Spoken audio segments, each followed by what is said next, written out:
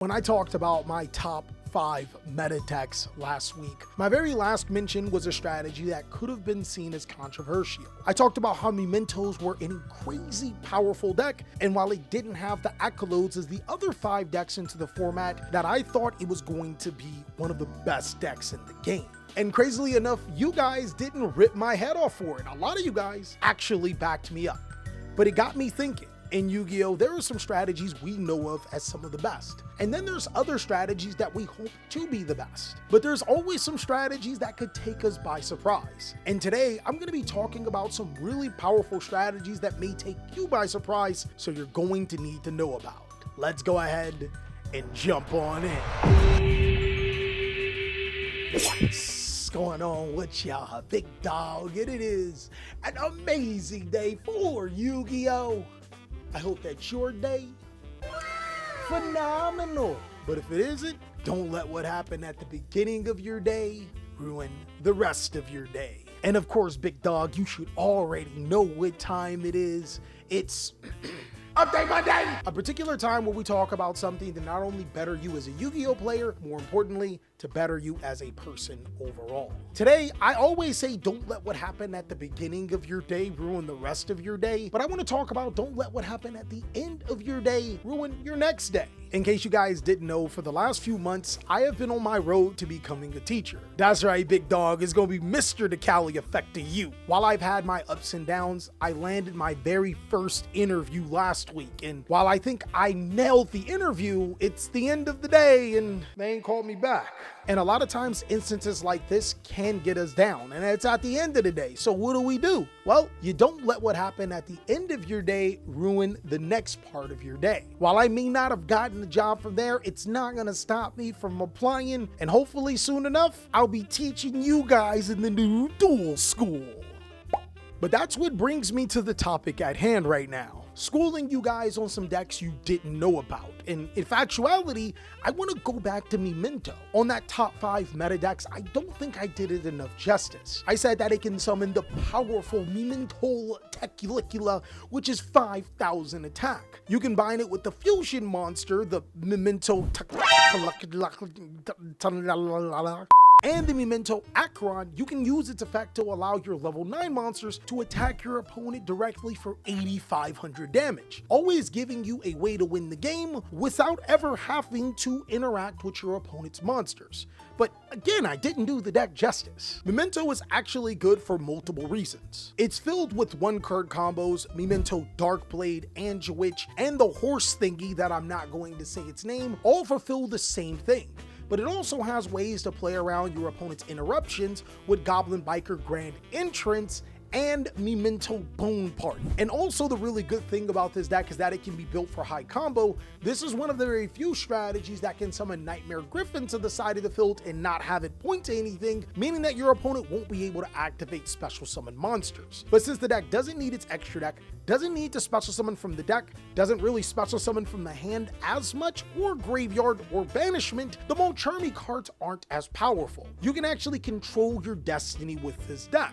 And another important thing to note is that it did get secret support for Supreme Darkness. The new fusion monster, Magistus Chorozo, maybe came a little bit late, but its requirements are insane, requiring just an extra deck monster plus a spellcaster monster to be able to summon. Memento, saying that it didn't need its extra deck, could already run Super Polymerization, but what if I told you since the deck is really good at special summoning spellcaster monsters like Angelwitch, it can use that alongside of Super Polymerization to get rid of any of your opponent's cards and still get your effects. The meme team just added another tool in its arsenal, and it's really good at being able to special summon on your opponent's turn and destroy cards on the field. If you ask me, that's the best way to play Yu-Gi-Oh right now because it disrupts the biggest decks in the game. And that's where we have to come with another powerful hidden deck of the format, Fire King. Some people are incredibly upset that I didn't talk about Fire King on my top 5 meta decks, and it's simply because it's not a top 5 meta deck anymore. Losing original Sinful Spoil Snake Eyes did suck, but if you ask me, it forced Fire King to be a pure Yu-Gi-Oh deck, something that it's incredibly good at. A lot of players have been focused on using Fire King alongside of hand traps to stymie your opponent, and then going into the extra deck to make some great plays. Let me tell you, That is not the only way to win with Fire King. In actuality, Fire King has some of those exact same properties as Memento, and Memento has been doing secretly successful throughout the format. Instead of going for those hand traps, a board breaker style approach I think is a lot stronger. Torrential Tribute is an absolutely insane card in today's Yu-Gi-Oh! Being able to wipe the board and rid your opponent of all of their monsters before they can make a clutch play is insane. Even bonus points if your opponent has summoned their Malice monsters already through the banishment. Almost no way of getting them back. Fire King double and triples down with that with Fire King Skyburn and Final Bringer of End Times. These cards are really good cards and can be used in combination with one another. Allow me to explain. See, while Fire King Skyburn has to destroy the Fire King monsters on your side of the field in order to destroy your opponent's cards, Final Bringer of End Times does not. It simply says destroy both of those cards, meaning that if you use your Final Bringer of End Times on one of your Fire King monsters and then chain Fire King Skyburn, you'll be able to destroy multiple cards and only giving up one of yours. Bringer of End Times can also be used in combination with Skyburn in your graveyard to protect your Fire King monster that you were initially destroying. And this is of course if you don't want to destroy your fire monster, because oftentimes you'll be getting some pretty powerful effects. Another thing that I think is really powerful about Fire Kings, which got ignored in the Snake Eyes version, is Fire King Sanctuary. Being able to exceed summon into Hiyang the Sacred Druidics to Darkhold the entire field is crazy good, especially when it's on your opponent's turn. And big dog, in case I got you super excited about this Fire King deck and you want to see the deck list, I actually just so happen to have made a video on it. Go ahead and check it out. For all of the other profiles, I'll be putting them as a personal deck list on my Patreon for helping me pay my editors. The longer I look at Merm Lelantian, the more and more I'm impressed. I talked about it a couple of weeks ago and how Poseidra is the perfect fit because Abyssrite needed an appropriate level 7 target outside of Super Ancient Deep Sea Coelacanth. And boy, the longer I look at this card, the stronger it gets. Do you know they can summon it on the opponent's turn? I think Merm is so much stronger now than before is because every single piece is different layers. Merm Abyss Nethabis is still a 1-card starter, but when you combine it with Abyssrite, you can discard it on your opponent's turn to summon your Poseidon Rumbling Atlantean for a free destruction. Because of the new cards, Merm Abyss Pike plus a water monster can be a 1-card full combo, but also can be summoned from your deck to your side of the field with Super Ancient Deep Sea Coelacanth to be a part of a combo. All of these cards for Merm are starting to peak at the right time. The deck's options are always changing and fluid like an ocean. It's often a time that isn't caught in an awkward position because it can never be a fish out of water. The next wave of support, all right, I see what I'm doing here. One of my biggest misses in my YouTube career was thinking that Mermels were just fan service in the TCG because it wasn't plausible in the OCG. But it's coming to prove that in actuality, Mermel has been a successful Yu-Gi-Oh deck throughout last format. It's only getting better into this format and is one of those strategies that people are sleeping on. Now, while I may not have been ahead of my time when it came to Mermel, I think I am ahead of the time when I'm talking about Primite.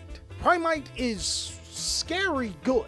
It's reminiscent of other old Yu-Gi-Oh engines, but a lot of players shied away from it simply because of one effect. On top of Primite Lordy Lord, it says you can't activate the effects of monsters special summoned to your side of the field.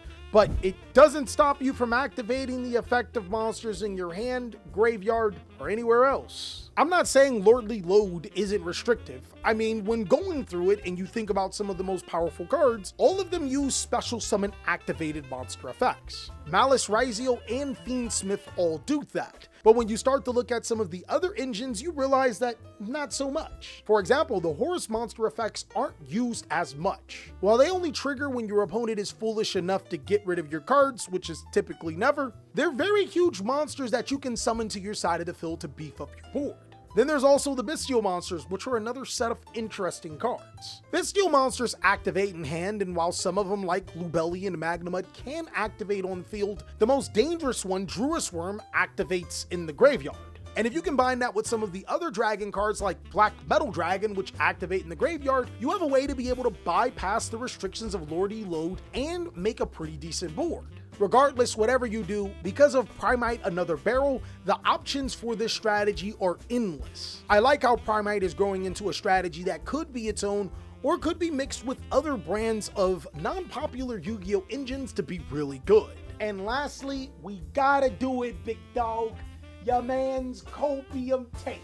I think that this deck can be really good, not because of its past credentials, but because of what it has to offer. Sword Soul is in a really interesting spot. It got new support technically through the Tenyi cards. Tenyi Spirit Surya is crazy good, and the best thing about it is that it allows you to be able to play even when your Sword Soul monsters get negated. For the longest, Sword Soul has always been a strategy where you play your engine and then you play a ton of hand traps to stop your opponent. It sucks to say that you can't use Sword Soul how you used to back in the day, because Yu-Gi-Oh strategies just outright do that better. But not many Yu-Gi-Oh strategies are natural, good board-breaking Yu-Gi-Oh decks. I mean, Boxia Brightness of Yang Zing is a crazy Yu-Gi-Oh card that decks like Sword Soul only have access to. And since it is a Tenyi Sword Soul deck, of course Vashuda is really easy at being able to get rid of your opponent's cards. A lot of times when you're playing Sword Soul, it forces your opponent to focus on cards that can be threats without them actually becoming threats just yet. And it also allows you to be able to make way for cards that can really hurt your opponent. Like how Sword Soul was initially the first deck to be able to search Arch Nemesis Protoss. In fact, it's the reason why Arch Nemesis Protoss was originally banned. Sword Soul is also incredibly good at keeping Malice in check, because Malice does pay a ton of life points to be able to activate their effects. The burn effects of Long Yuan and Sinister Long Yuan can outright win the game. It's crazy how that works. Everyone has that one Yu-Gi-Oh deck that they've been hiding as a secret from the world. Let us know down below in the comment section and why they are so strong. Until then, big dog, I can't wait to see you on the next video, so click on the next video.